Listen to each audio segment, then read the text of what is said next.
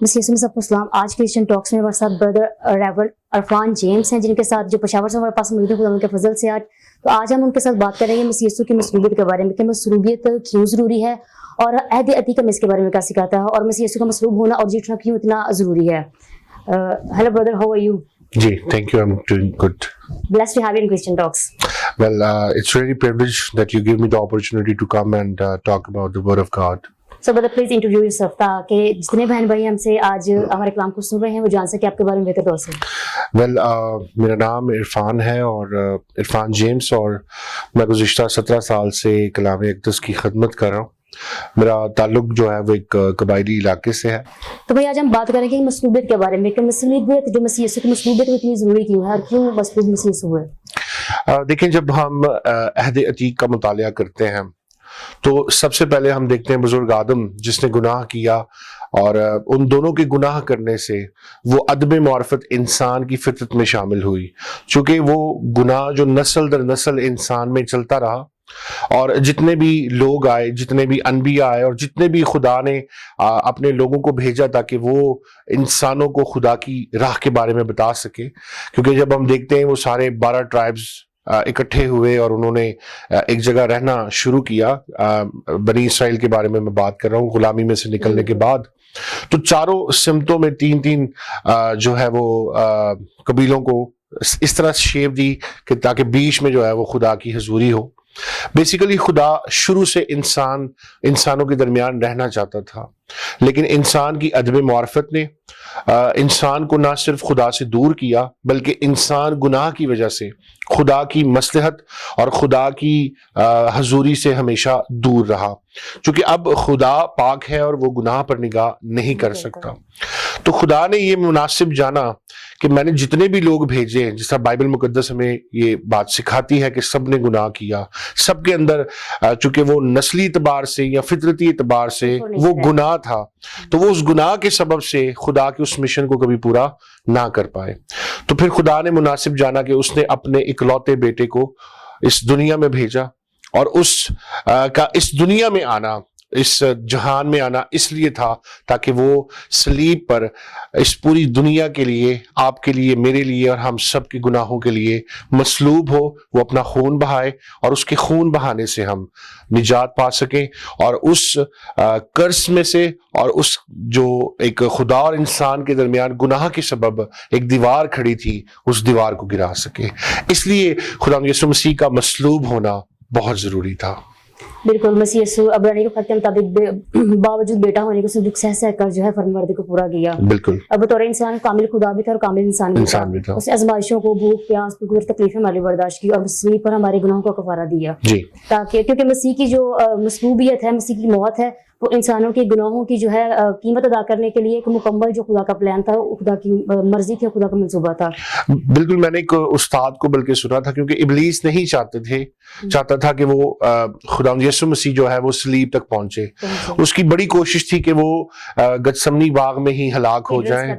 ہاں جی. اور بہت سارے چیلنجز خدا یسوع مسیح کو اس جگہ پر جو ہم دیکھتے ہیں کہ ان کو فیس کرنے پڑے. ہم جب دیکھتے ہیں کہ میں ایک استاد کے بارے میں بتا رہا ہوں، انہوں نے بڑی اچھی بات کہی. انہوں نے کہا صلیب پر موت کی موت ہوئی تھی، صلیب پر ابلیس کی موت ہوئی تھی، ابلیس کی ہار ہوئی تھی.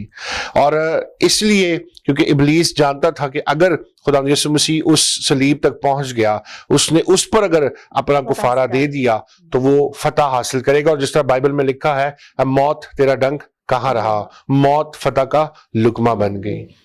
بالکل. رومیو کا خط میں اس کے بارے میں بتاتا ہے کہ خدا باپ نے مسیح یسوع کی موت کو اور اس کی راستے کے جو اور اس کے دکھ اٹھانے کو راست بازی قرار دیا، تاکہ ہمارے گناہوں کا کفارہ اور جو خدا نے منصوبہ بنایا انسان کی نجات کے لیے پائے تکمیل تک پہنچے.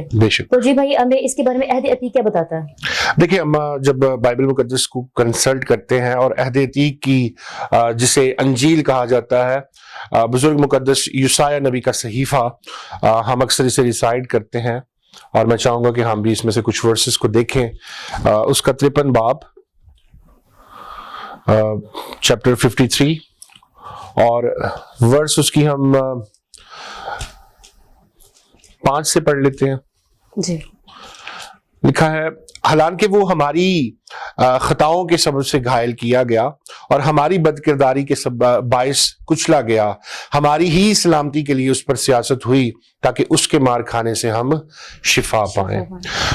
بائبل مقدس میں نہ صرف بزرگ مقدس یوسیہ نبی کے صحیفہ میں سے، بلکہ جب ہم پیدائش ہی کو پڑھتے ہیں تو جب ہم دیکھتے ہیں کہ خدا نے بزرگ آدم اور حوا سے کہا تھا کہ میں تیری نسل میں سے، وہ ہم دیکھتے ہیں کہ کیسے خدا نے اپنے اس وعدے کو اور ان تمام خداوند یسوع مسیح کے بارے میں، ان کی مصلوبیت کے بارے میں، ان کی پیدائش کے بارے میں، ان کی حیات اقدس کے بارے میں جتنے بھی ہمیں ریفرنسز بائبل مقدس میں ملتے ہیں، نہ صرف عہد جدید میں بلکہ عہد عتیق میں بہت سارے ایسے ریفرنسز ہیں جن کو ہم دیکھتے ہیں کہ خداوند یسوع مسیح کا اس دنیا میں آنے کا مقصد ہی مصلوبیت تھا۔ ہم جب دیکھتے ہیں کہ خداوند یسوع مسیح اس دنیا میں آئے تو ان کی پیدائش کے وقت ان کو 3 تحفے پیش کیے گئے تھے، ایک تھا سونا، ایک تھا مر اور لبھان۔ وہ تینوں چیزیں یہ آئیڈینٹیفائی کرتی تھیں کہ یسوع مسیح کا آنا ہی اس دنیا میں اس لیے تھا کہ وہ اس دنیا میں آئے اور انسان کے اس غلیظ گناہوں کو جو اس کو وہ اپنے آپ سے یا کسی خون یا برے کے یا جانوروں کے، میں بلکہ بائبل میں سے چاہوں گا ہم اس حوالے کو ریسائٹ کریں۔ عبرانیوں کے نام بزرگ مقدس پولس رسول کا خط، اس کا 13واں باب اور اس کی 20ویں آیت میں بڑی اچھی بات لکھی ہے۔ اب خدا اطمینان کا چشمہ جو بھیڑوں کے بڑے چرواہے یعنی ہمارے خداوند یسوع مسیح کو ابدی عہد کے خون کے باعث مردوں میں سے زندہ کر کے اٹھا لایا۔ اب یہ دیکھتے ہیں کہ خدا کو یہ پسند تھا، کیونکہ نہ تو دنیا میں کوئی ایسا جانور تھا، نہ کوئی اس طرح کے اور مال مویشی تھے جو میرے اور آپ کے ہولناک گناہوں کو، اس تمام کرسز کو ہمارے اس میں سے ہٹا سکتے، ہماری فطرت میں سے ہٹا سکتے اور ہمارے اس کرسز، ہمارے اوپر جو کرسز تھے ان کو ہٹا سکتے۔ اس لیے خدا کو پسند تھا کہ وہ اپنے بیٹے کو بھیجے، اور اس کے اوپر وہ تمام سیاست اس لیے ہوئی تاکہ اس کے مار کھانے سے ہم شفا پا سکیں۔ بالکل بدر، یہ خدا کا فضل ہے جو ہمارے گناہوں اور قصوروں کی مغفرت کے ہمارے اوپر ہوا ایک صفات کے مطابق۔ تو بھائی ہم یہ اب دیکھیں گے کہ مسیح یسوع کا مصلوب ہونا اور جی اٹھنا اتنا اہم کیوں ہے، اس کی امپورٹنس کیا ہے؟ اگر ہم پڑوسیوں کے ساتھ جب بات کرتے ہیں تو ہماری سب چیزوں میں، بہت ساری چیزوں میں مشترکہ ہمارا ایمان ہے۔ جس طرح وہ کہتے ہیں جی ہم ایمان رکھتے ہیں خدا یسوع مسیح کواری مریم سے پیدا ہوئے، ہم ایمان رکھتے ہیں وہ مردوں کو زندہ کرتے تھے، ہم ایمان رکھتے ہیں کہ وہ زندہ آسمان پر اٹھائے گئے، لیکن ان کا صرف ایک چیز کے اوپر اختلاف ہے اور وہ یہ کہ خدا یسوع مسیح کو صلیب نہیں دی گئی۔ میں سمجھتا ہوں، اور تمام ایماندار اور جتنے آج ہمیں اس گفتگو میں سن رہے ہیں یا دیکھ رہے ہیں، جتنے مشائخ ہیں، جتنے علماء ہیں اور مجھ جیسے بائبل کے جتنے طالب علم ہیں، ہم یہ ایمان رکھتے ہیں کہ اگر بائبل میں سے مسیح کی مصلوبیت کو نکال دیا جائے تو بائبل کا پیغام بے مقصد ہے۔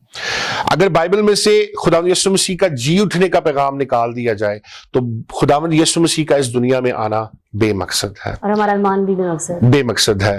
چونکہ خداوند یسوع مسیح نے کہا تھا کہ میں مارا جاؤں گا، میں کچلا جاؤں گا، میرے ساتھ یہ سب کچھ ہوگا، اور بائبل مقدس چونکہ خداوند یسوع مسیح کی پیدائش سے کئی سو سال پہلے یہ بتا دیا گیا تھا کہ کیسے ایک ابدی بادشاہ آئے گا اور کس طرح اسے ان اذیتوں میں سے، ان پریشانیوں میں سے گزرنا پڑے گا۔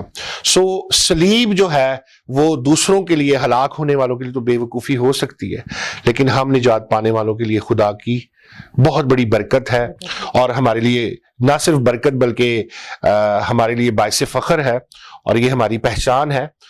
دیکھتے ہیں کہ خداوند یسوع مسیح کی مصلوبیت جو ہے اس طرح سے بھی اہم ہے کہ اس کے مصلوب ہونے کے بعد ہی اس دنیا میں نجات کا ایک دروازہ کھلا، اور خدا اور انسان کے درمیان جو خلل تھا اس خلل کو خداوند یسوع مسیح نے اپنی صلیب پر جان دینے سے، خون بہا کر اس گیپ کو فل کیا، اور پھر وہ تیسرے دن مردوں میں سے زندہ ہوا، اور اس نے بتایا کہ میں قبر اور موت پر بھی فاتح ہوں۔ پریز دی لارڈ۔ جی بالکل، قرآن کو خاتمہ بتاتا ہے کہ مسیح یسوع کو خدا باپ نے جو ابدی عہد کے مطابق جو ہے اس کو مردوں میں سے زندہ کیا، ابدی عہد کے خون کے مطابق۔ تو مسیح یسوع کی مصلوبیت جو ہے وہ انسان اگر نہ ہوتی تو جو مسیح یسوع کی موت ایک بیکار عمل ہوتی، اور انسانوں کے لیے خدا کا جو نجات کا منصوبہ یہ پائے تک نہیں تک نہ پہنچتا، اور ابھی بھی انسان گناہ کے دلدل میں رہتا۔ بالکل۔ تو آج ہمارے لیے یہ خدا کا فضل ہے کہ ہم اس کے ریس میں، اس کے فضل میں نجات یافتہ ہے، اور مسیح میں جو جسے خدا نے زندہ کی وہ اب بھی زندہ اور اب تک زندہ رہے گا خدا کے جلال کے وسیلے سے۔ آمین۔ اور جیسا ہم دیکھتے ہیں رومیو کے نام اس کے 3 باب کی غالباً 25ویں آیت میں لکھا ہے اسے خدا نے اس کے خون کے باعث ایک ایسا کفارہ ٹھہرایا جو ایمان لانے سے فائدہ مند ہوتا ہے، تاکہ جو گناہ بیشتر ہو چکے تھے اور جن سے خدا نے تحمل کر کے طرح دی تھی ان کے بارے میں وہ اپنی راست بازی ظاہر کرے۔ سو اس کا خون ہی ہے جو ہمارے گناہوں کو، ہماری تمام غلاظت کو، ہمارے کرسز کو ہم سے دور کرتا ہے۔ ہمارے اندر کوئی لیاقت نہیں، ہماری راست بازی اس کے آگے گندی دھجیوں کی مانند ہے، لیکن جب ہم یسوع مسیح کے نام سے اس کے پاس جاتے تو ہم اسے ابا کہتے ہیں، احباب کہتے ہیں، اور جب ہم مسیح کے نام سے اس کے پاس جاتے تو وہ ہمیں اس محبت سے اور اس پیار سے دیکھتا ہے جس طرح وہ اپنے اکلوتے بیٹے سے پیار کرتا ہے۔ سو میں یہ سمجھتا ہوں کہ آج ہمیں ایک بات سیکھنے کی ضرورت ہے۔ بہت سارے لوگ سمجھتے ہیں کہ آج مسیح نے ہمارے لیے قربانی دے دی، مسیح نے اپنا خون بہا دیا، سو اب ہمیں اور کچھ کرنے کی ضرورت نہیں ہے۔ لیکن میں اکثر یہ بات کہتا ہوں کہ grace is not the licence for sin. جو فضل ہے وہ گناہ کرنے کے لیے کوئی لائسنس نہیں ہے۔ فضل اس لیے ہوا ہے تاکہ ہم اس شریعت سے آزاد ہو کر مسیح کے پابند ہو سکیں۔ جب تک ہم اس کے کلام پر عمل نہیں کرتے، جب تک ہم مسیح کی اس مصلوبیت کو اپنی زندگی میں اس برکت کو اپنی زندگی میں ریسیو نہیں کرتے، ہمارا اپنے آپ کو مسیحی کہنا بے مقصد ہے۔ جب تک ہم اس کے خون کو اپنی زندگی میں ریسیو نہیں کرتے اور اس قربانی کے مقصد کو نہیں سمجھتے، اس صلیب کے پیغام کو نہیں سمجھتے، اس کی مصلوبیت یا اس کا زندہ ہونا ہمارے لیے بے مقصد ہے۔ جس طرح آج دوسری غیر قومیں ہیں، وہ مسیح پر ایمان تو رکھتی ہیں لیکن ان کا یقین اس بات پر نہیں ہے کہ یسوع مسیح صلیب پر موا اور وہ تیسرے دن مردوں میں سے جی اٹھا۔ بالکل۔ تو بھائی آپ کی بات کے حوالے سے میں ایک حوالہ پڑھنا چاہوں گی۔ بالکل اس میں یوں لکھا ہے 5 باب اور اس کی پہلی آیت میں، پس عزیز فرزندوں کی طرح خداوند کی مانند بنو اور محبت سے چلو جیسے مسیح نے تم سے محبت رکھی اور ہمارے واسطے اپنے آپ کو خوشبو کی مانند خداوند کی نظر کر کے قربان کیا۔ تو ہمیں محبت رکھنے کی ضرورت ہے، مسیح کی مانند بننے کی ضرورت ہے، اپنی زندگی سے مسیح کی ٹیچنگ کو ایک ریفلیکشن دینے کی ضرورت ہے۔ اور ساتھ میں اس کے اگر ہم 8 ورس پڑھتے اس میں لکھا ہے پہلے تم تاریکی میں تھے مگر اب خدا میں نور ہو، پس نور کے فرزندوں کو موافق چلو۔ یعنی کہ پہلے ہم گناہ کی تاریکی میں تھے لیکن مسیح یسوع نے جو ہم اسٹک تھے ہمیں ریسٹور کیا، خدا کے ساتھ ہمارے رابطے کو، ہمارے ریلیشن کو بحال کیا۔ جب ہم نور کے فرزند بنتے ہیں تو ہمیں کیا کرنے کی ضرورت ہے کہ ہمیں اس کی طرح چلنے کی ضرورت ہے۔ اور اس میں لکھا ہے کہ اس لیے نور کا پھل ہر طرح کی نیکی، راست بازی اور سچائی ہے۔ تو ہمیں نیکار بننے کی، راست باز بننے کی، سچائی کو جو ہے نا ایکسیپٹ کرنے کو، سچائی پہ چلنے کی ضرورت ہے، کیونکہ خداوند کا کلام سچائی، اور سچائی انسان کو کیا کرتی ہے؟ آزاد کرتی ہے۔ زبور 190 کے اکارڈنگ بھی اس میں لکھا 160 ورس میں کہ خداوند کا کلام سچائی کا خلاصہ ہے۔ تو جب ہم خداوند کے کلام کو مانتے ہیں، اس کے احکام کو مانتے ہیں اور مسیح یسوع کی فالوور بنتے ہیں اچھے، اور اپنی زندگی سے اس کی ریفلیکشن دیتے ہیں، تو ہم اس کی بیٹے اور بیٹیاں فرما بردار بیٹے اور بیٹیاں کہلاتے ہیں اور اپنی زندگی سے اس کے جلال کو ظاہر کرتے ہیں۔ بے شک۔ اور میں آخر میں یہ بات آپ سے کہنا چاہتا ہوں کہ جب آپ مسیح میں آ جاتے ہیں نا، آپ کا سوچنا، آپ کا دیکھنا اور آپ کا زندگی کے حالات کو ڈیل کرنے کا طریقہ بھی مسیح کی طرح ہو جاتا ہے، کیونکہ وہ ہمیں ایک نئی پہچان بخشتا ہے، وہ ہمیں ایک نیا زور بخشتا ہے، وہ ہمیں ایک نئی عقل معرفت بخشتا ہے، کیونکہ اس کے کلام کی تشریح جو ہے وہ سادہ دلوں کو ہوشیار بناتی، عقل مند بناتی ہے۔ اور میں آپ کو ایک بات بتاتا چلوں کہ آج دنیا میں بہت سارے لوگ نجات کو ڈھونڈتے۔ تھینک یو برادر، آج ہم نے بہت خوبصورت انداز میں جو ہے نا مصلوبیت کے بارے میں سیکھا اور عہد عتیق سے بھی سیکھا، اور ساتھ ہم نے یہ بھی سیکھا مصلوب ہونا کیوں ضروری تھا۔ تو ہمارا ایمان ہے اور دعا ہے کہ آج کا کلام ہمارے سننے والے تمام بہن بھائیوں کے لیے برکت کا باعث ہو۔ آمین۔ Thank you so much for God bless you.